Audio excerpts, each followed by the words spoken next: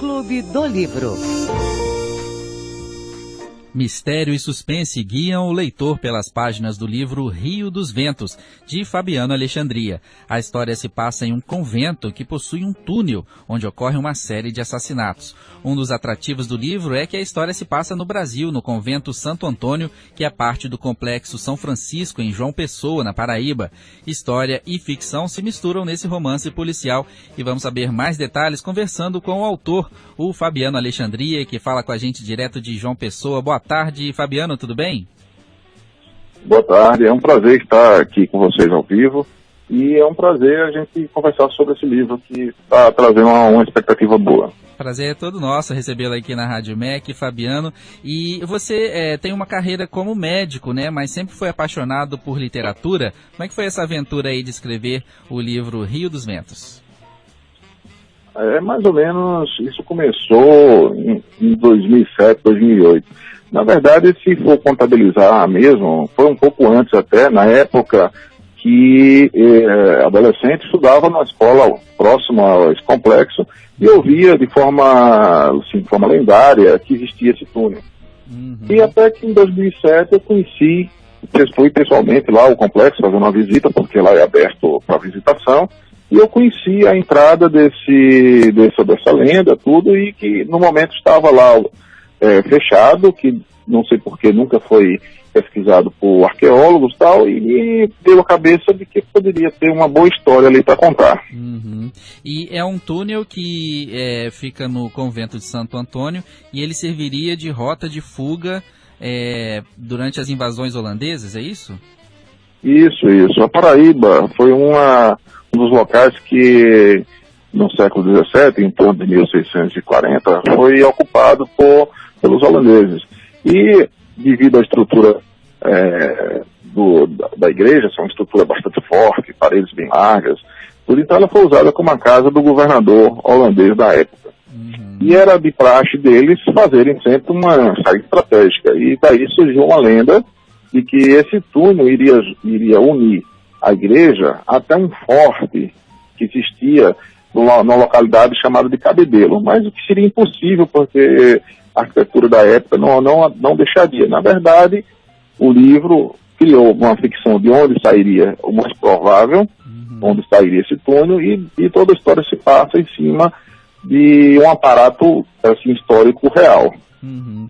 Então você usou lembranças de infância, história do complexo de história real e também toda a sua bagagem como leitor de romances policiais, histórias de suspense desde a infância, não é isso?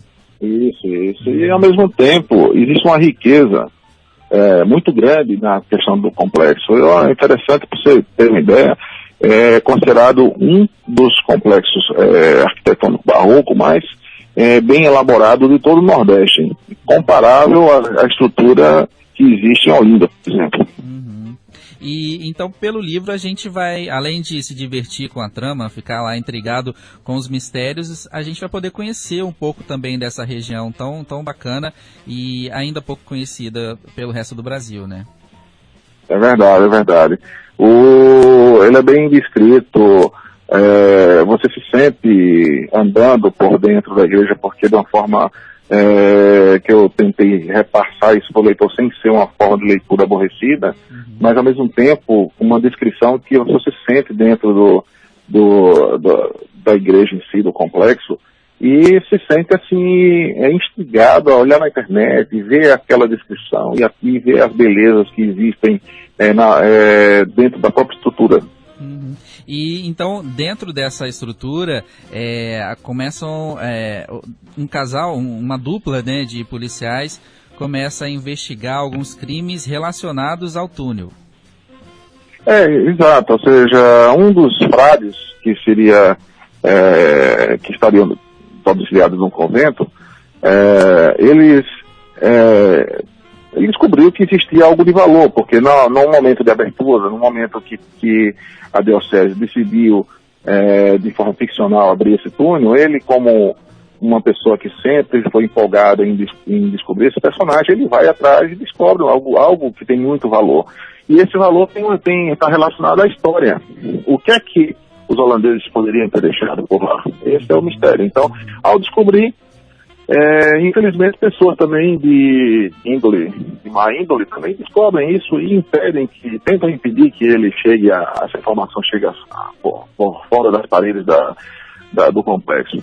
E a partir daí vem uma situação de assassinatos em série, onde os investigadores passam para tentar descobrir o que está acontecendo. É preciso ele entender da história, entender cada evidência, saber que evidência que é. Eles são evidências reais, as evidências existem. Uhum.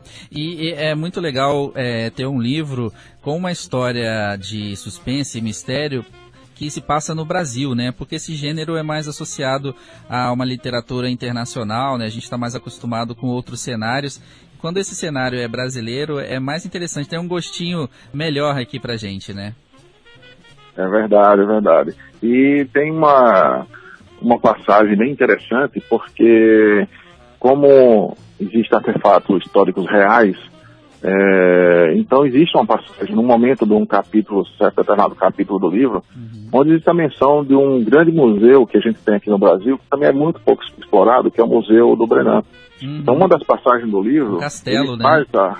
O castelo do Brenan. E, por incrível que pareça, pouca gente sabe que está considerado entre os 17 melhores museus do mundo. Sim, é lindíssimo, perto de Recife, né? Isso faz parte da área metropolitana de Recife. Muito legal, olha, todos esses mistérios e esses saberes aí da região de João Pessoa, a gente vai conhecer mais no livro Rio dos Ventos, do Fabiano Alexandria, que sai pela editora Autografia. Fabiano, muito obrigado pela entrevista aqui na Rádio MEC e muito sucesso para o livro. Tá, eu que agradeço essa oportunidade. E eu agradeço cada momento que vocês estão propiciando aí de divulgação. Valeu, uma ótima tarde para você. Conversamos com Fabiano Alexandria, autor do livro Rio dos Ventos, pela editora Autografia.